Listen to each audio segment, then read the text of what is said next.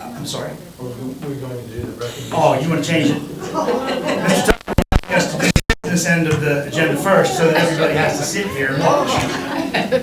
This is his dream. But Unfortunately. But in this particular case, we'll keep going forward. Young Writers Contest winners will be our first special recognition and presentation. So, Superintendent Stutler. All Stephanie. These are the 2026 West Virginia Young Writers Contest winners. Good evening.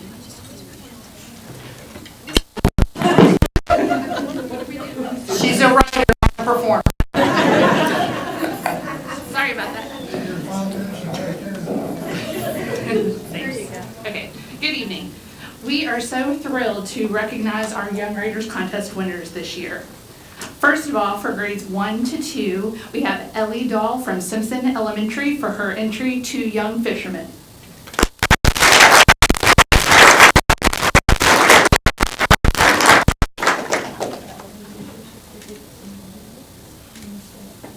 Do pictures in a minute. For grades 3 to 4, also from Simpson Elementary, we have Brinley Schumann for her entry, Lillian's Journey to Freedom.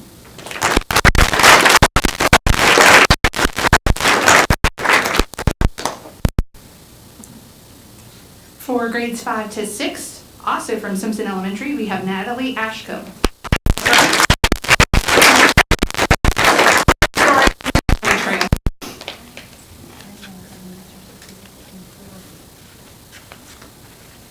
For grades 7-8, we have Sophia Hilson from South Harrison Middle School for her entry, Sweet Emily.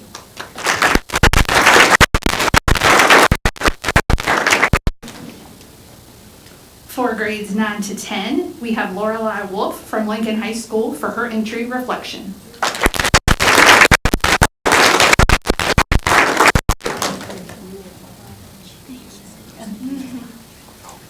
And for grades 11-12, we have Arissa Ernest from Lincoln High School for her entry, Love Doesn't End After Death.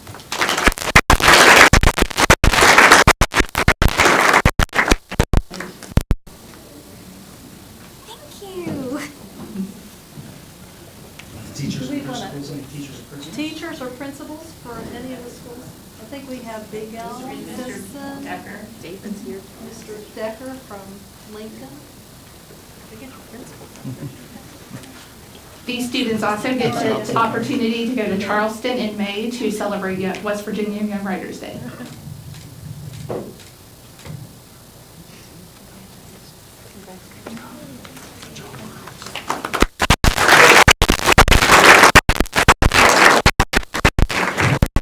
All right, next we have our science fair winners. Let's start over here. Mr. Tucker, would you like to help assist? Yeah, there you go. There's a lot of science here. You want to read, you want me to read them? Make sure they're the right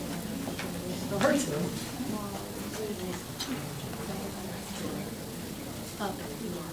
I think they are. Mr. Tucker, here's the I have glasses. She's reading. It's always exciting to see the ones that participate in the science fair. Of course, it's always extra and optional for a lot of kids, so when you take that extra effort, it shows that you're motivated and you're excited about science. So we're excited to name the winners for the science fair. For math and data, we have Elena Phillips, 3rd grade, Big Elm.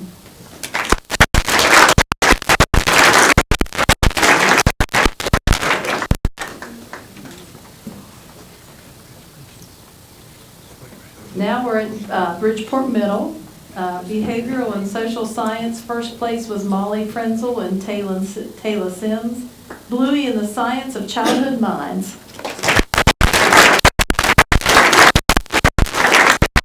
Bridgeport Middle material science, 3rd place Ian Woody, paper towels showdown.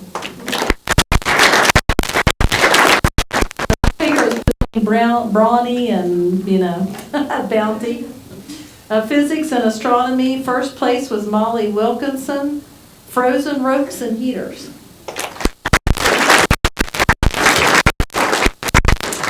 For Johnson, are they in the right order, Mr. Tucker? Not so far. For second grade, or this was second, Adelie Kirk and Heinley Ross for Ice Ice Baby. And then we have first place material science for Cormac Kroll, Slate Messenger, and West Holmes, cold water, no cap.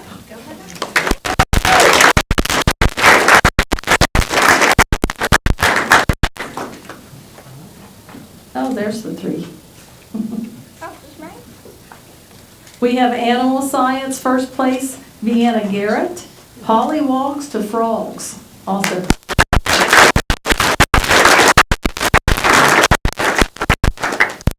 And in physics and astronomy, first place, Finn Mace, The Need for Speed, also from John.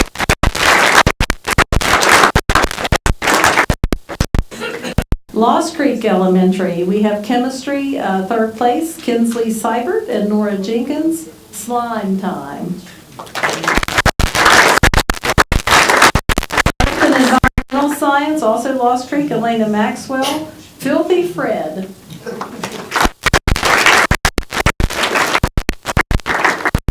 And Lumberport Elementary, Earth and Environmental Science, first place Kaylee Beverly, Gummy Bear Osmosis.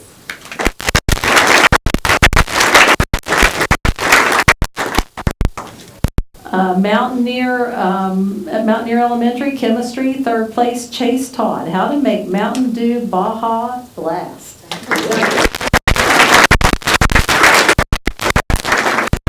Nutterford Intermediate, Chemistry, second place, Saya White, The Great Ice Melting Race.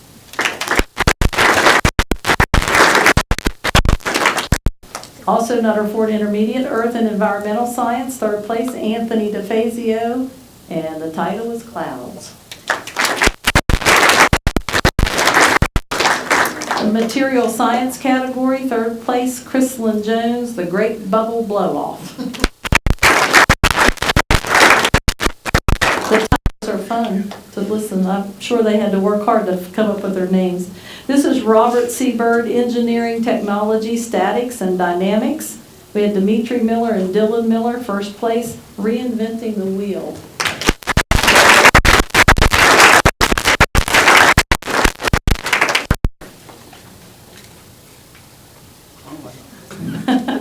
From Salem, we have a project in energy, first place, J.T. Thompson. It's time for energy alternatives.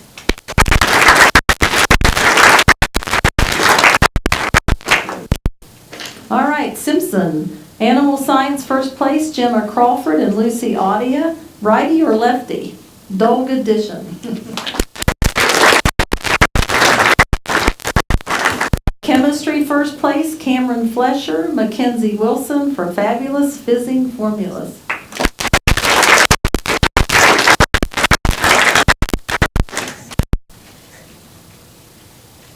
This is also Simpson, Energy. First place, Cameron Lowndes, West Grooms, Kinetic Chaos.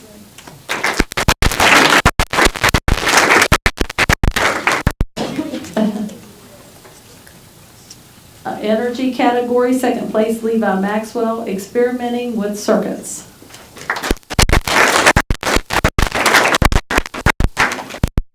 Engineering category, first place, Tyler Bowman, The Different Weighted Derby.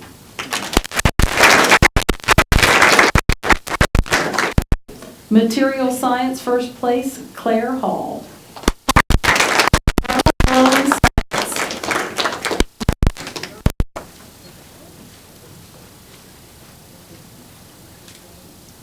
I'm guessing that was bubble gum. That would have been a good one to do, right? Medical science, second place, Violet Limley, Terrific Toothpaste Trials.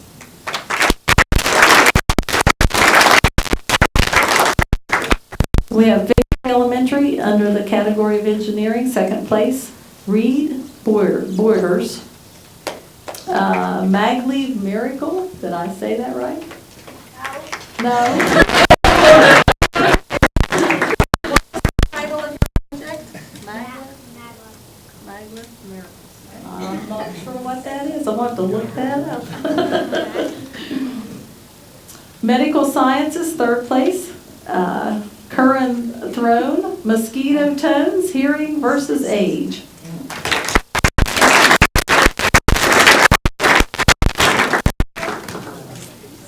And now for West Milford, under Engineering, first place, Garrett Snyder, Finn Scharnhorst, Abigail McCullough, and the title is Rock Band, Fruit and Veggie World Tour.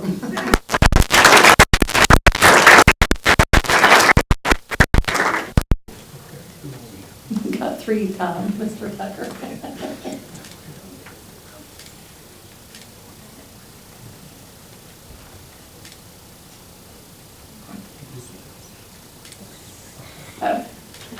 Okay, under Chemistry, this is also West Milford, first place, Maribel Schreiber, A Penny for Your Thoughts.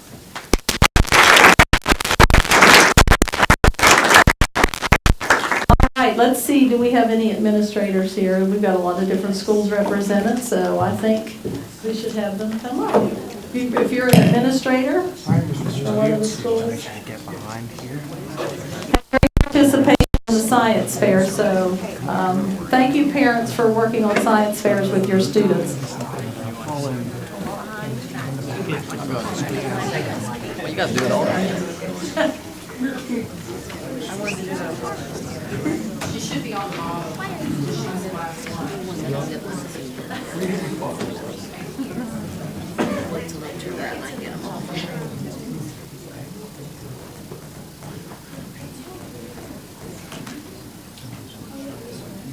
Liz, smile, Slate, smile, Morgan, smile, Vienna, smile. Yes. Thank you.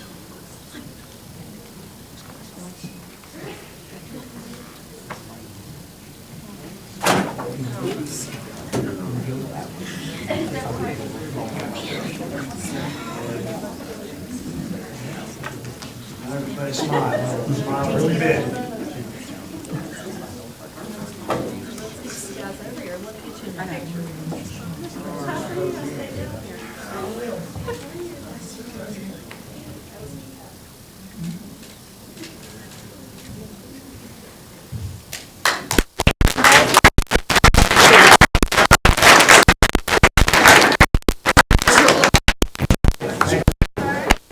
Next, we have our regional math field day winners.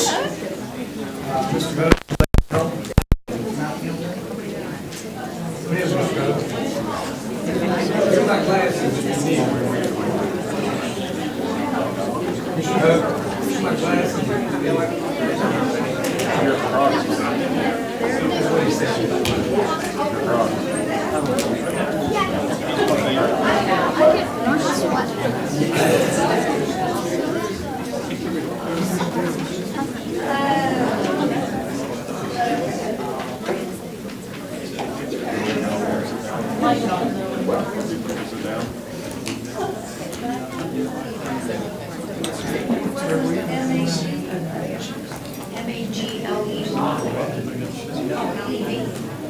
It was LED on the program.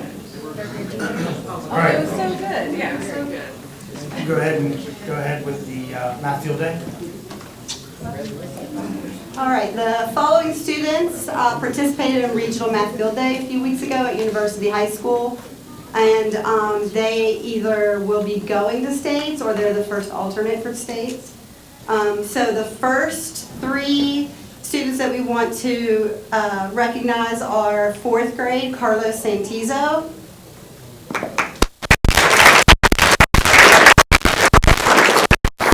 Grade, Jason Wilson.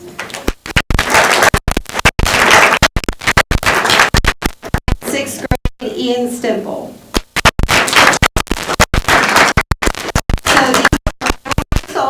And if any of the top 3 would happen to not be able to attend Math Field Day from our RESA, then they will jump right into those spots. We also had a special award winner in 7th grade, and that was the Game Master Award game, and that was Finn Shavasty.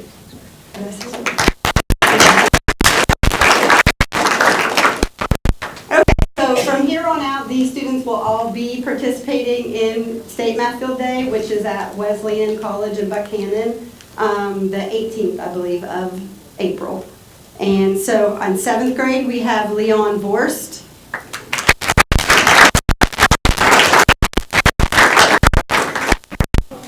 And in 8th grade, we have Anna Song.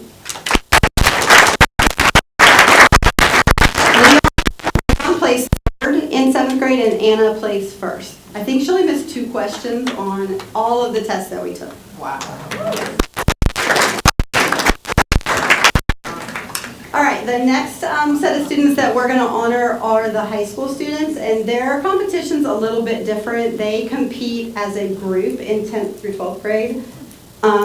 So first we want to honor the kids that are on the team. There's 10 students from Harrison County that make up the high school team for Math Field Day, and they have team events. And I'm happy to say that we placed 2nd behind Mon County. And so those students are Isaac Boyce,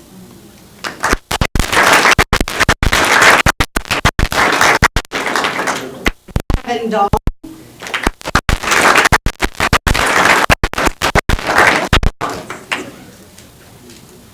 Isabella Freeman,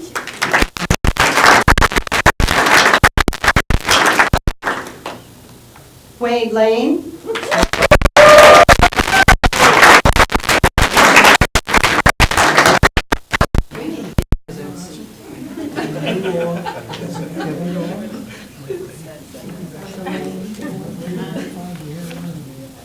Nathaniel Linger,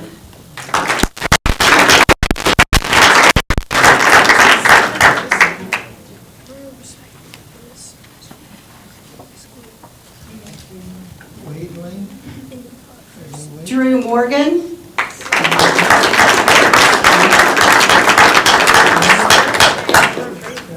Graham Northey,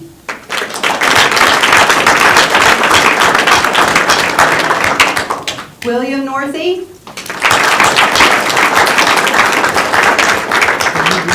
Yes. Leroy Song,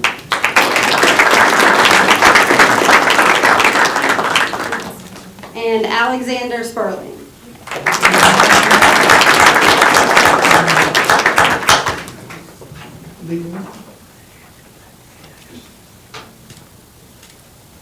Now, for the high school competition, the top 10 students in the RESA, which is 12 counties, will go on to participate in states, and Harrison County Schools had 5 of the top 10 placers in high school.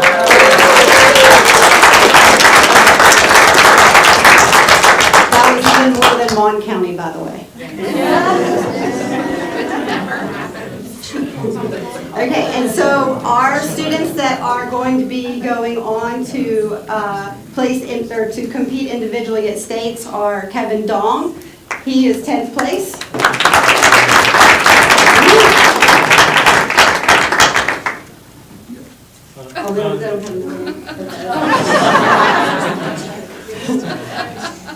Nathaniel Linger, raise your hand. He was 8th place. Wade Lane was 7th place. You have a fan club. William Northey was 6th place. And Leroy Song was tied for 2nd place. I have to tell you that we had to go to, was it 4 tiebreaker questions, I think? And there's still a little controversy on whether or not he was 2nd or 3rd technically, but he definitely was a co-2nd place winner, so, all right, thank you.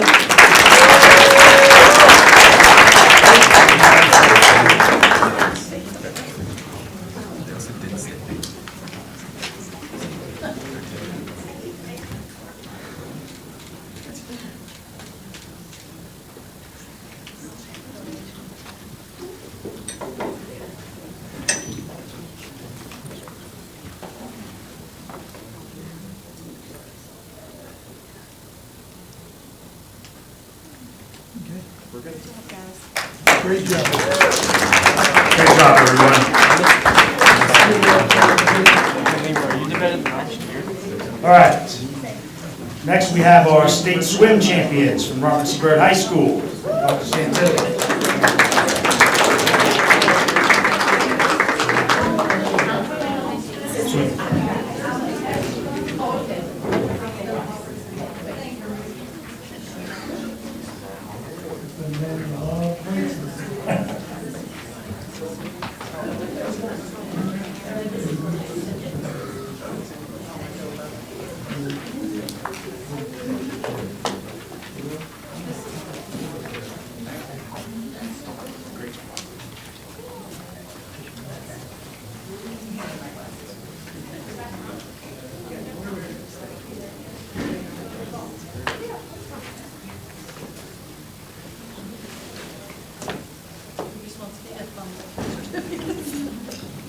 Okay, the Robert C. Byrd Boys and Girls Swim Team recently competed at the West Virginia State Championships.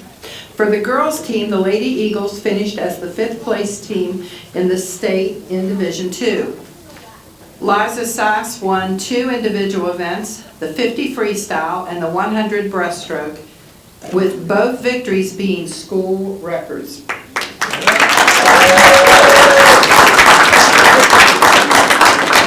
At the conclusion of the meet, Eliza was named to the all-tournament team. The girls' relays finished 4th in the 400 freestyle relay and 5th in the 200 freestyle relay in the state. The boys' swim team are the West Virginia Division II state champions.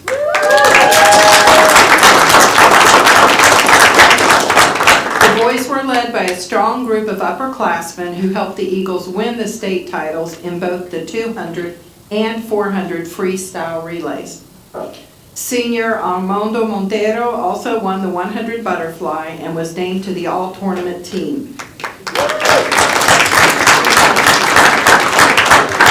The entire boys team contributed to the state title as the team scored 119 points at the state championship, with the next closest competitor at 77 points.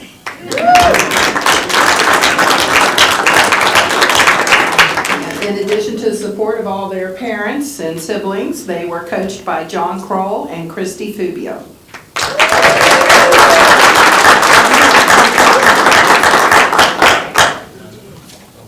We'll just start Okay. with them. Yeah. I saw Christy back there. We'll just start with you. You have a certificate. You can be up here one day. Okay. On the girls' roster, we have Charlie Chevron,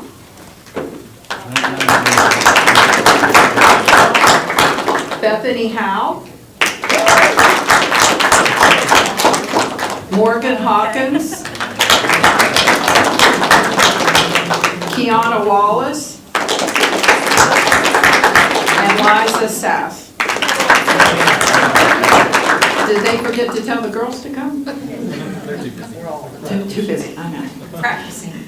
Okay, for the boys, we have Anthony D. Anselmi,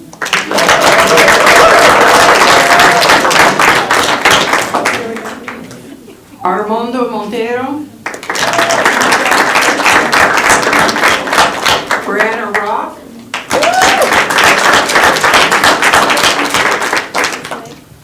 Jacob Wetzel, Lucas D. Anselmi, Noah Montero, Owen Dodd, Not in any order. Did you say Owen Dodd? I We'll heard take a Owen Dodd. breather while they're straightening that out. You want to be alive? No? You like to be alive? Trent. I don't know what though. I'll take his. He's my brother. Okay. Samuel? He's not here. Oh, we may not have one. There you go. There, Jacob. Jacob Wetzel. Is your mom Heather? Oh. Is she here? Okay, Samuel Griffith, Trenton Renner. And last but not least, Wade Lane. Congratulations. Congratulations, yeah. Hi, Wade. Where's Grandpa? Grandpa, you're sleeping.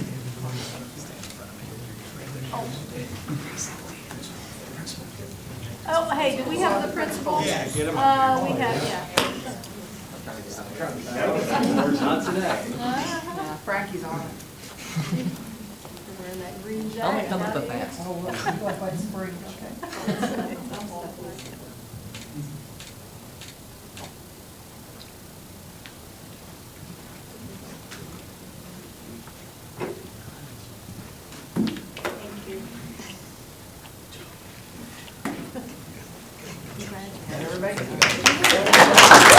Congratulations, everyone. Real quick before we move on, I wanted to, I wish everybody else would stay, but I talked with a newspaper guy, Jake, the other day, and I told him how excited I am for these types of engagements where we can honor academics, athletics, and arts as well in Harrison County, because we have some of the best student athletes in the state of West Virginia. Congratulations. All right, You can escape if you want. you can escape. Thank you.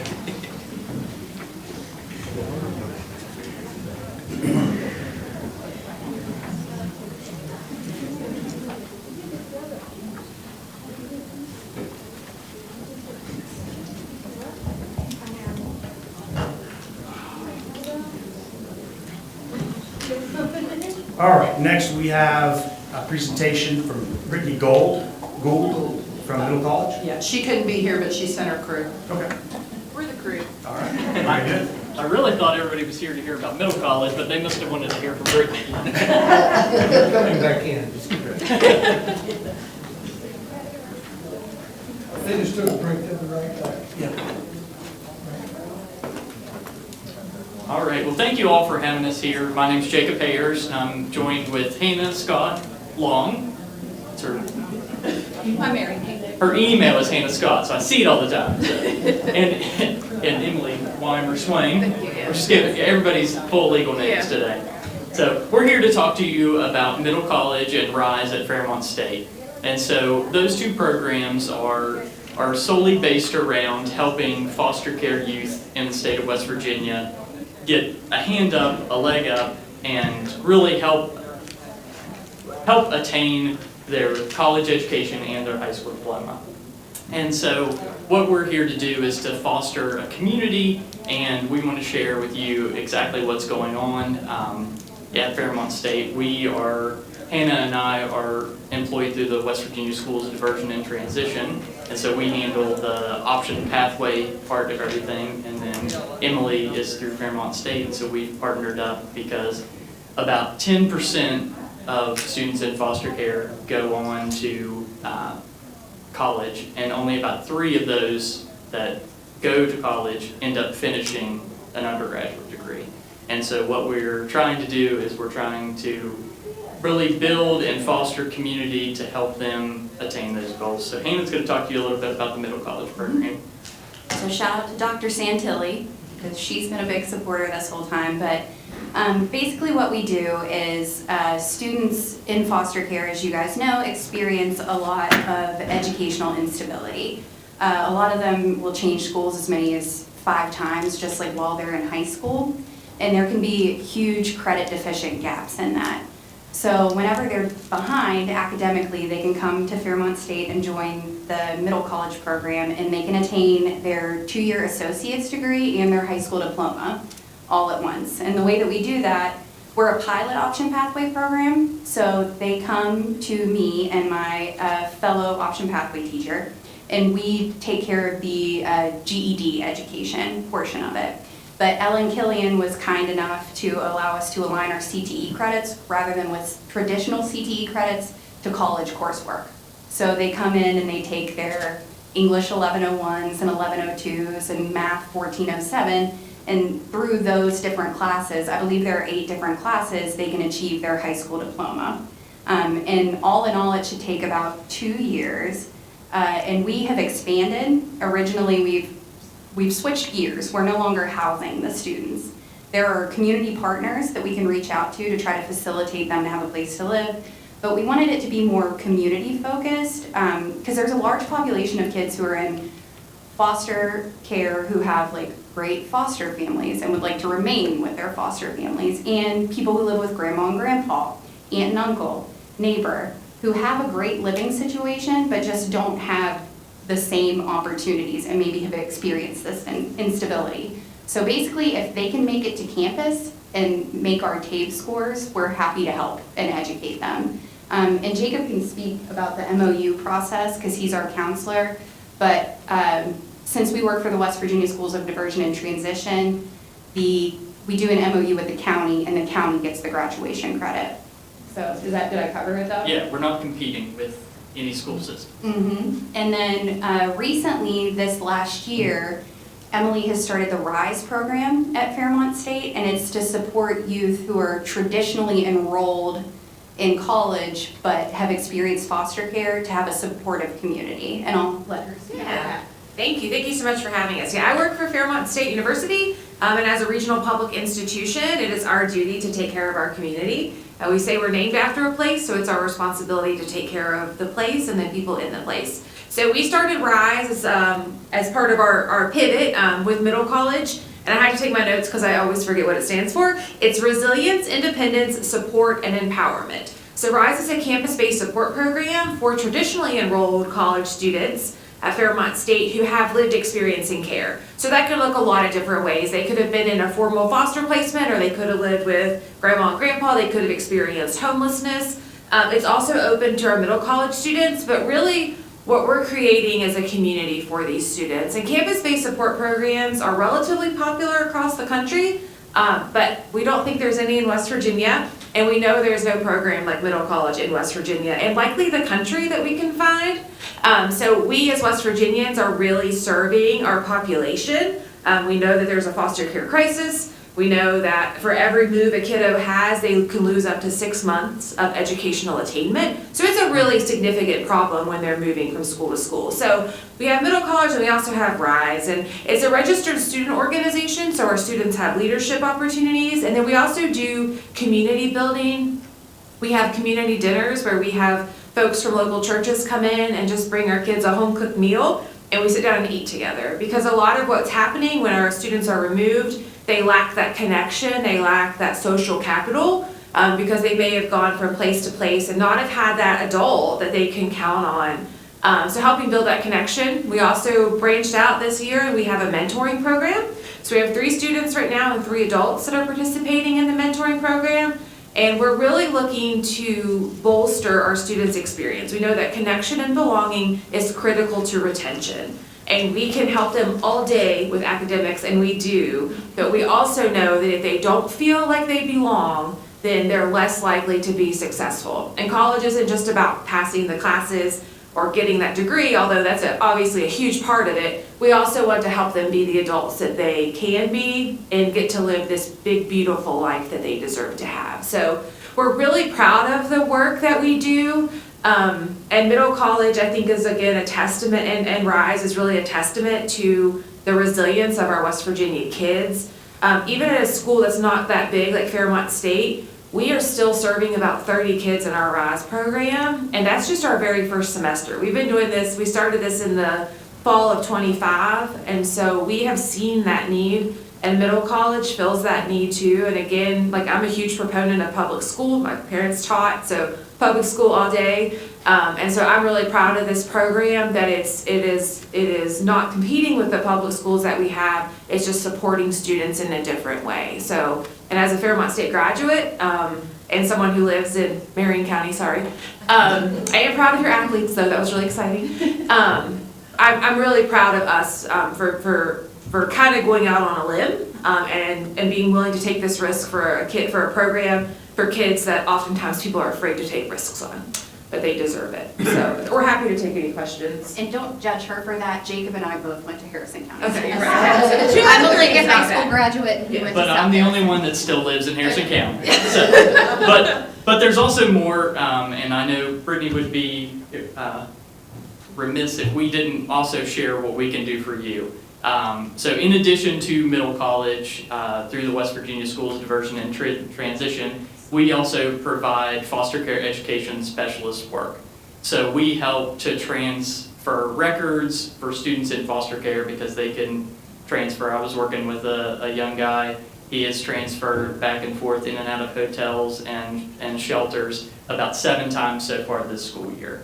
And so a lot of times as those transfers happen, records don't always follow, some things get lost. And so we can help with that process. And then we can also help with post-secondary transitions. So we are the transition specialists for all students in foster care. And if you need us, our offices are not far away. They're just right directly on the other side of this wall. So I've got some literature for you as well on that. So. Yeah, thank you all. We appreciate your time. Question, where's the funding for the students? Is it scholarships or? Yeah, I can take that question. So we initially got startup money from the state. We got a supplemental appropriation to get us started in the fall of '24. We had applied for and been awarded CDS funding, but then once the budget reconciliation happened, that sort of fell out. So we have those state dollars. We also have private funding. We have a lot of private support through the Fairmont State Foundation. But we're always looking for grantors to help us continue the program. But right now we're relying on those state dollars. What kind of curriculum courses? Yeah, so they have to take their 4 GED tests. That's the high school component. But then also, so they take to get their associate's degree, they take a full 60 hours of college courses at Fairmont State. So they take like the core curriculum. So we have our Englishes, our maths, and we actually adjusted one of the math class so we can meet the needs of the students because often they're math deficient. But their college courses in math, they take like political science, social science, Spanish. so they can take a Spanish class, and then so they take this core curriculum plus a intro course specifically geared toward them, and a capstone, of course, at the end specifically geared towards them. Then they also take like 50, 25-ish, 26, kind of depending on how it goes, hours of other courses. Any course that could lead to a major at Fairmont State. So we have one gal that's taken several Spanish classes. So it's a great way for them to like explore college classes without having to be like in that track of like the satisfactory academic performance for like financial, like federal financial aid. Like a lot of times you can't take classes that are just interesting to you if they're not contributing to your minor. But yeah, they're taking all college level classes. So the curriculum is very rigorous. And we do have certain testing standards that they have to pass to make sure they're reading at a 9th grade level. So we don't want anybody to come in like super underprepared. That would be a disservice to the child. We ask for a 560 on the reading and math for TAPE. Yeah. We found that kind of correlates with success in the college classes and passing the GED test. Are you getting students from all over the state? We do have students from all over the state, but since we're trying to go more community-based, since we don't have a place to house them necessarily, we are specifically like trying to speak to Harrison County, Marion County, Mon County, anyone who can come around and make it to campus. But there are 2 TLVY, Transitional Living for Vulnerable Youth, facilities in Fairmont, so we can try to help like foster those relationships as well. And those 3 cities offer free bus to and back from campus. As long as you're a student at Fairmont State. Yeah, they get free transportation. Yeah. That was what I was gonna ask about the transportation. Yeah, and obviously in West Virginia, transportation's always tricky, right? Because we're not walkable most places. So it's hard to get to and from. But we have, like, some of our students can drive, so they are able to get a car. But we help a lot, like, not me, but Brittany was planning out bus routes for a student. So we can help with that. And we also have, like, this great volunteer community that's willing to help if needed. So we can make about anything work. We've also had their workers bring them to campus too. Like if they can't find a ride, a lot of times the worker will just pick them up, drop them off, and then come back and get them later. Very good. Thank you. Yeah, thanks for the questions. Thank you all. Thank you. Yeah. So a lot of people that end up homeless are from foster care and they've aged out, and so this gives them a leg up in skills to avoid that. They also have automatic, if they graduate with their associate's degree out of middle college, they also have automatic admission into Fairmont State. Oh. So, yeah, it's a good setup. Thank you. Thank you.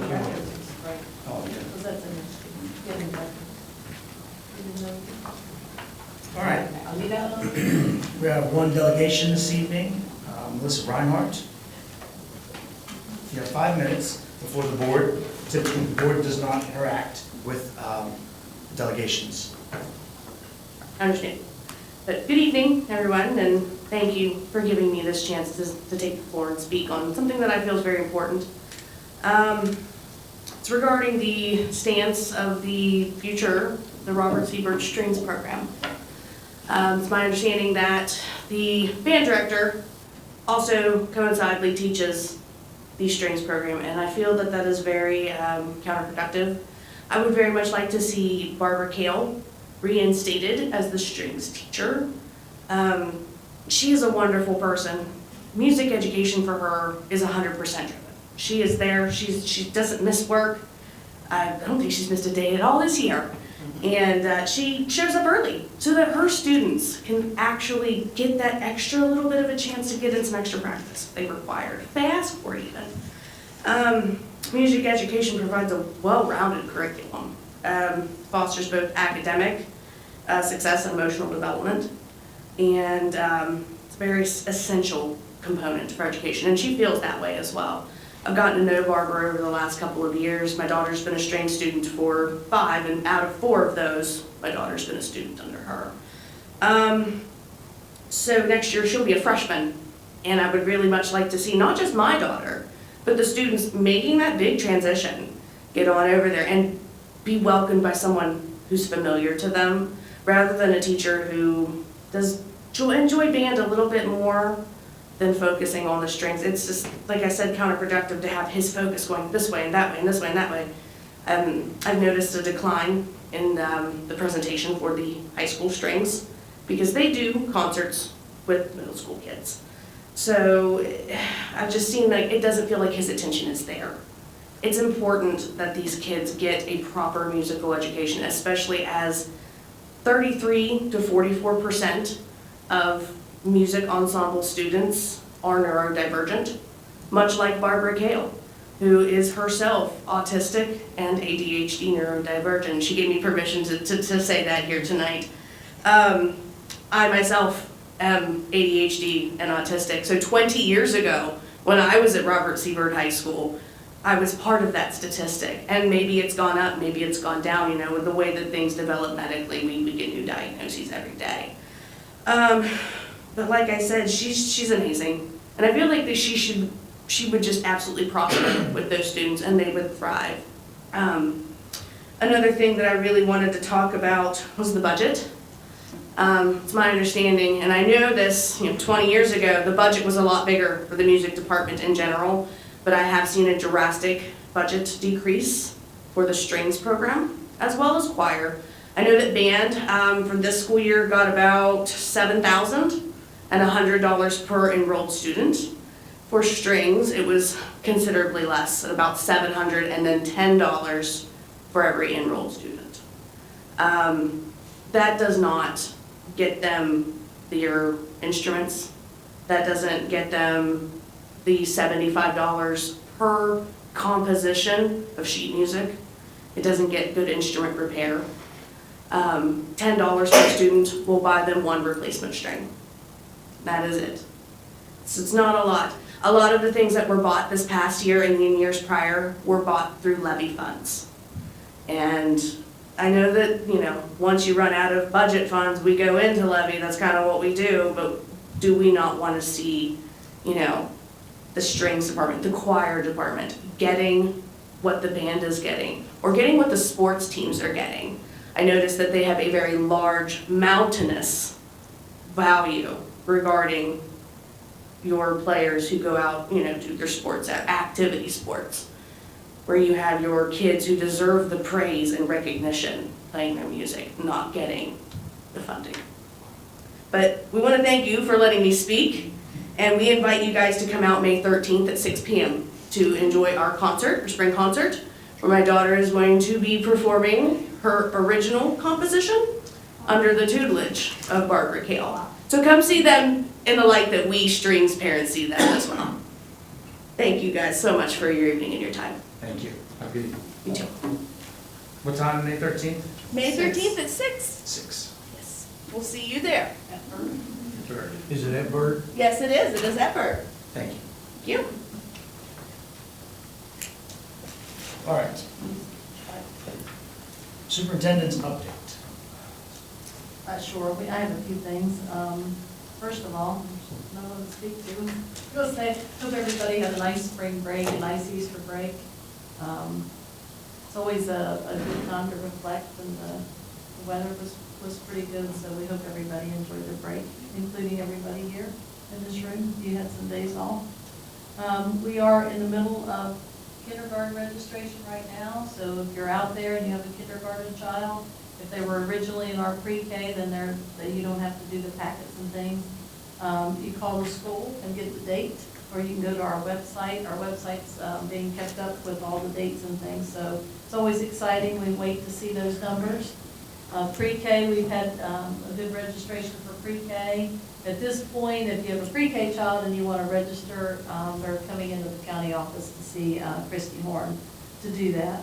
Our summer programs are, jobs are being posted. We're working through what we need for that. They are scaled back some, just because the funding is not as abundant as it has been in the past, but we have a credit recovery program that will be happening at Bridgeport High School this year, and it's really, RCB is going to have a lot of construction happening there, so we're moving all the credit recovery to Bridgeport High School.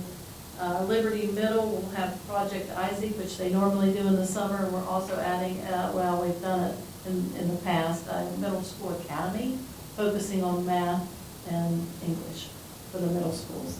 And then elementary school will be at Netherfoot, at the school, and also be feeding sites at those places.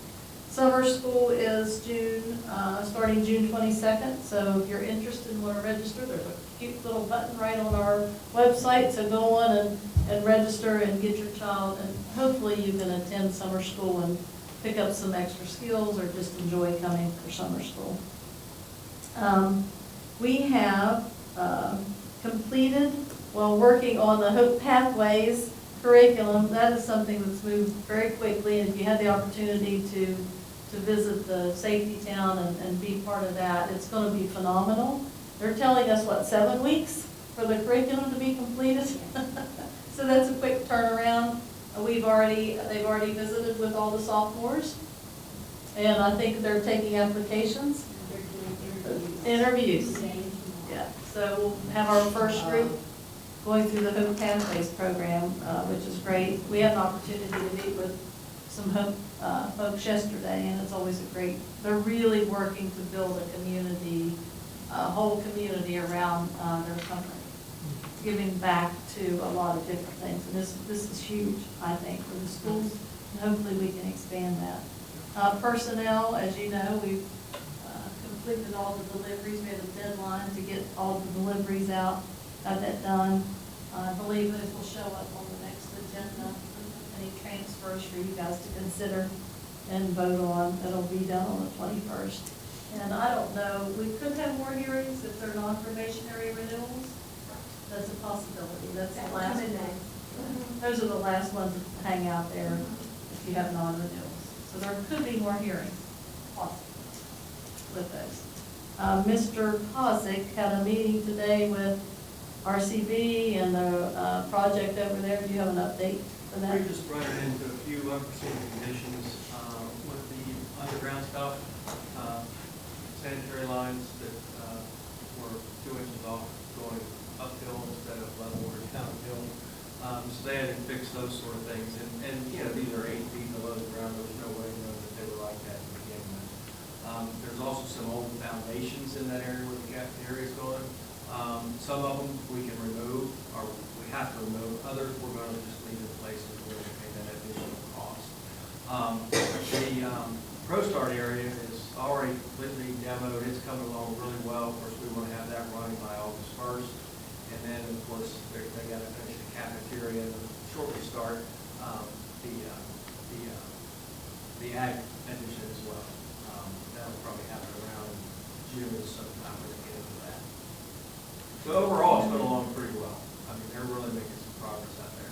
So I'm pretty pleased with what I'm seeing so far.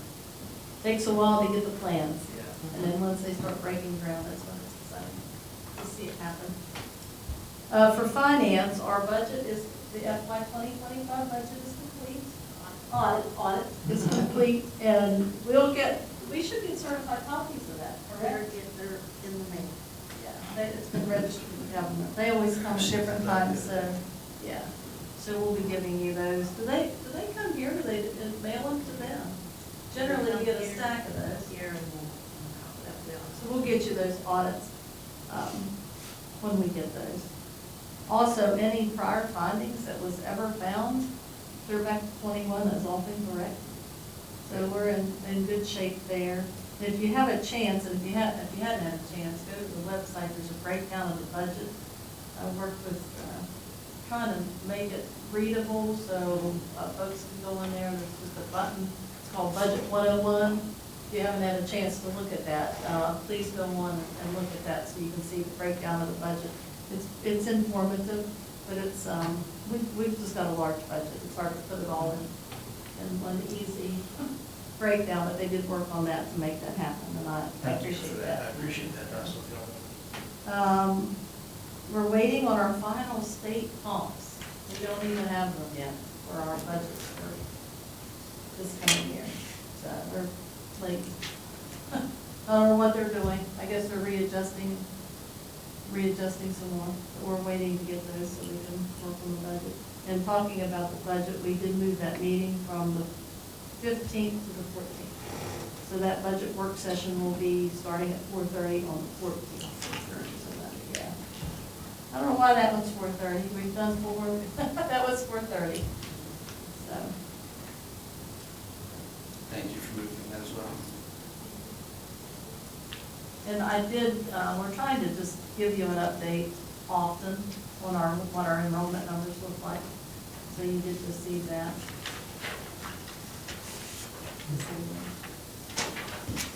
And I think that's all I have. Last time I had the Career Center, Technical Center update, but there was really not a lot to it. The enrollment, was holding steady. Then we lost one student at the last meeting.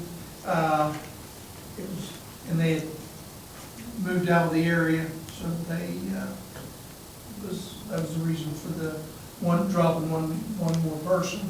And then the construction update down at the Career Center,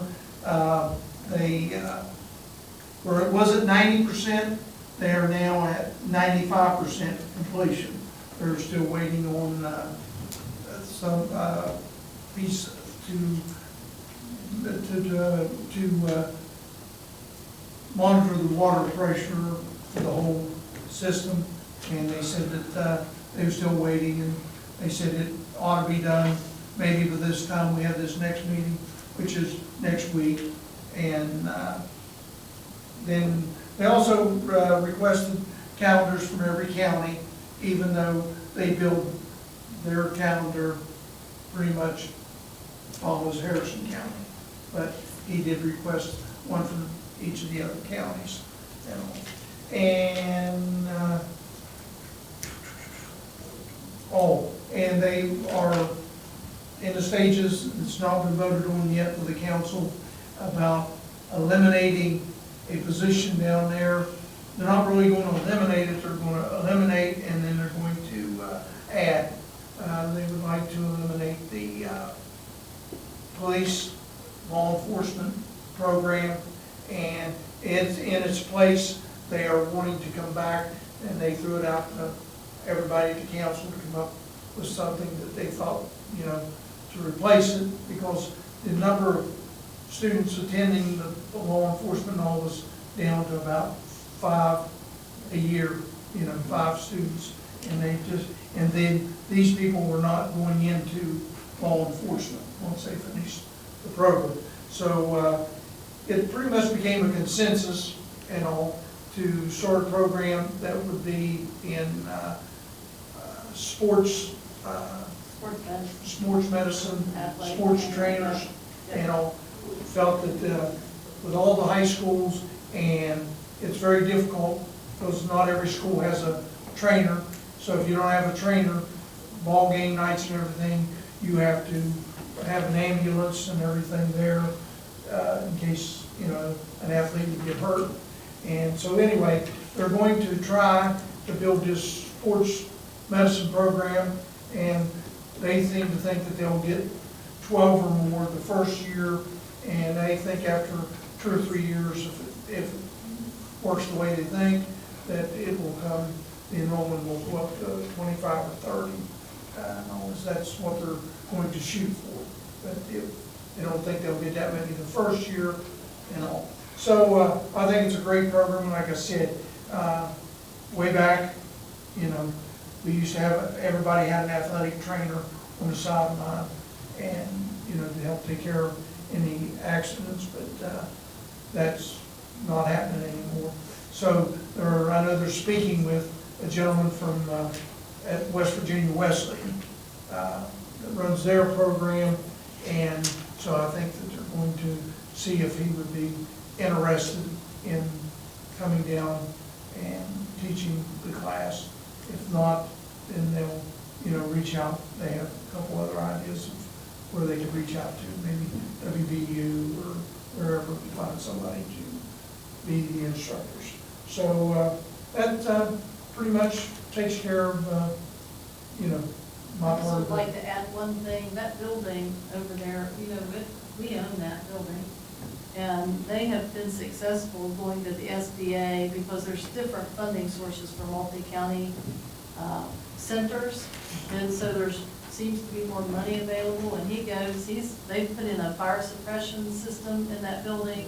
They've done a lot of work. So we appreciate that as Harrison County, because we do service, you know, Taylor and Doddridge County out of that building. But they've done a lot of work there, so, and you have to go after that. New fencing all the way around, high, you know, fencing to try to. So on that end, for the facilities, he's really worked to get that building up to code, so. That's all I have, thank you. I have one thing. Is it possible, in one of our meetings, I know we've done this every year, forget me that, but to bring Howard Sufer or, for legislative, post-legislative update? I like to get the legislative, you know, when they sign them into law. I want to make sure. Anytime I can listen to Howard Sufer, Yeah. it just, I would like to, yeah, be careful. top shelf. I'm Yeah, sure if that's he's- possible, we could have him come and Maybe speak his to us. rounds, I'm Yeah, I'm sure. And also, isn't, I know, I actually got something today from him. Ms. Ash asked me about, there's a upcoming thing at Bridgeport Conference Center. Oh, yes. And Howard Sufer and his crew will be there. She said, you know, she needs to know right away if us as board members would like to attend this conference and all.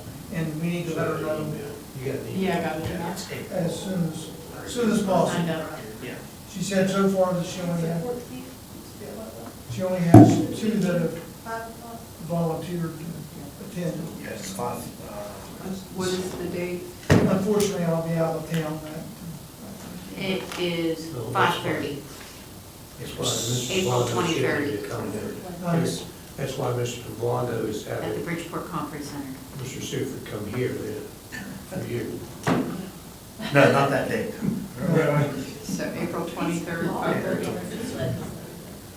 Well, to my understanding, I believe it's mostly going to be finance. Yeah. They're going to be hitting a lot of finance in regard to those regional trainings. Just the one day. Just 2 hours. Okay. 2 hours worth of credit for the board members as well. Does not count as a meeting, unfortunately. I don't think it counts as a meeting.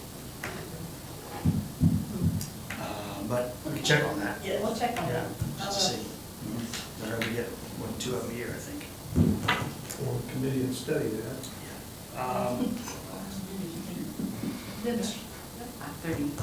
Okay, is there any other questions or comments about the superintendent's update? No? All right. Take consent items. There's a motion to approve consent items as presented by the superintendent. I so move. It's been moved. Is there a second? Is there any discussion? All those in favor signify by saying aye. Aye. Any opposed? Motion carries. New business, you have in front of you the out-of-state travel study request. Is there a motion to approve the out-of-state travel study and leave request? I so move. Second. It's been moved and seconded. Any discussion? No discussion. All those in favor say aye. Aye. Any opposed? Motion carries. Next item for business is participation in the Mountaineer Highland Cooperative Child Nutrition Contract. Is there a motion to participate in the Mountaineer Highland Cooperative Child Nutrition Contract? I so move. It's been moved. Is there a second? Second. Is there any discussion? Yes, who did the scoring? Doesn't, I can't find on there who did. Was it Mr. Gibson by any chance, or? Yeah, there's like a 7-member co-op. The co-op does that, yeah. And they write the MOU. He's the one, that's what he provided for, All right. Is there any further discussion or questions? Looks like he must be something. Name on it.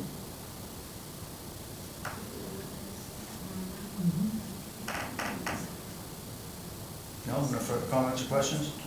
All those in favor say aye. Aye. Any opposed? Motion carries. Next item on the agenda is Mountaineer Middle School renovations project change order. Is there a motion to approve the change order as presented by the superintendent? And I believe... This is for the wire and Yes, everything. yes. Yes. What is, I don't have, I must not be in the executive. What is the sum? Yeah, you go. Got it, 27,000? Yeah. All right, $27,939.95. I so move. Been moved, is there a second? No second for discussion? Is there any discussion? The 27,939.95, not questioning that, but there's monies that's built into this, right? some of the contingency allowance is still left.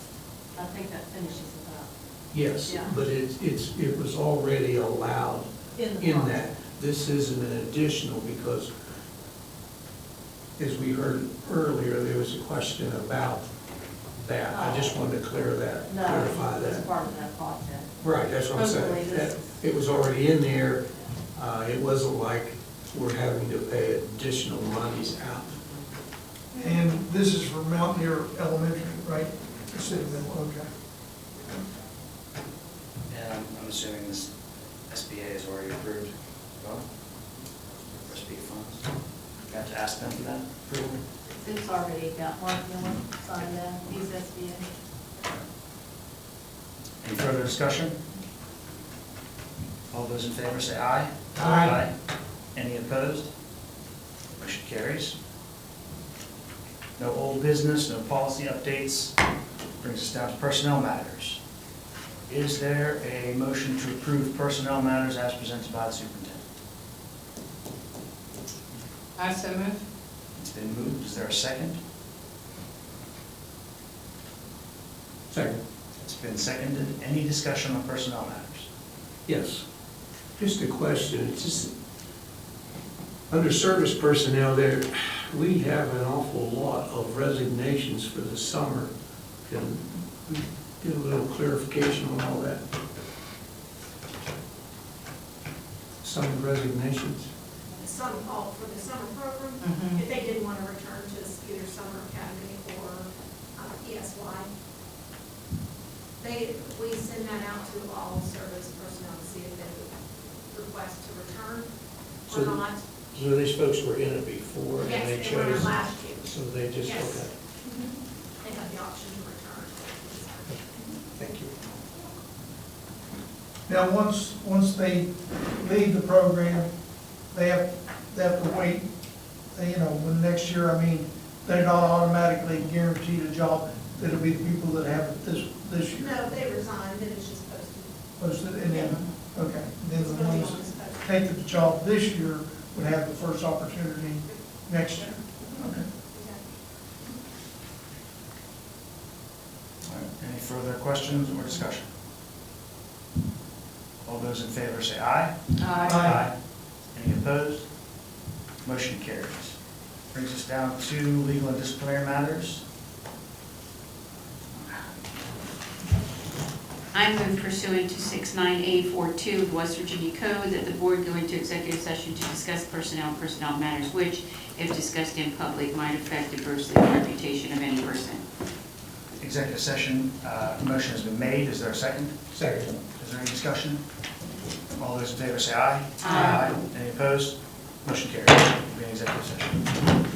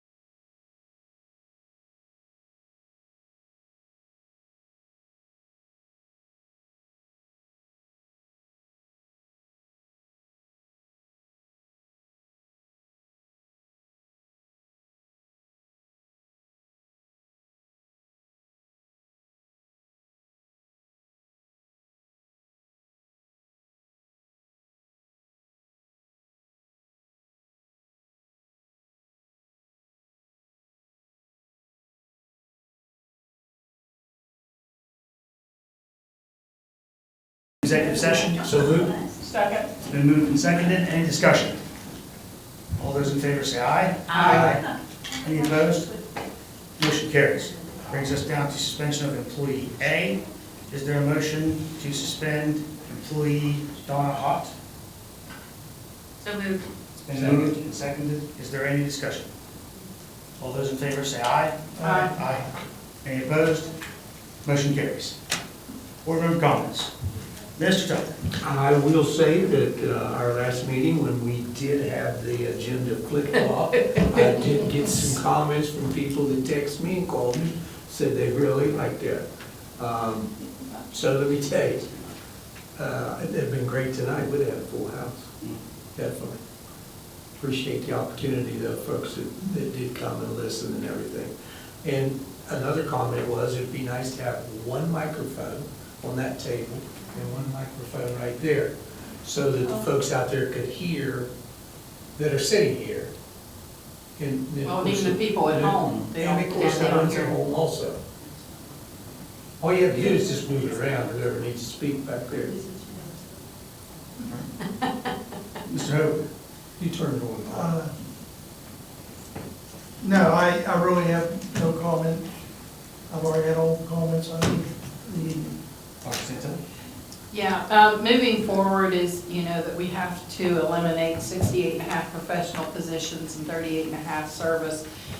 And it's just gonna get more and more difficult from here, but I just want the employees to know that none of this is a reflection on their work ethic, level of dedication to our kids. It's just a harsh reality. Unfortunately, we have absolutely no control over how we get money. We have no control. We can only control what we spend. So moving forward, people need to realize that some changes need to be made, how we can increase our funds that we have no control over, but look at who does have the control. And that we do appreciate the employees in this county, and there's just gonna be a lot of difficult decisions to be made. Ms. Smith. I'm good. I am also good. Thank you, everybody. Is there a motion to adjourn? So moved. Second. It's been moved and seconded. Any discussion?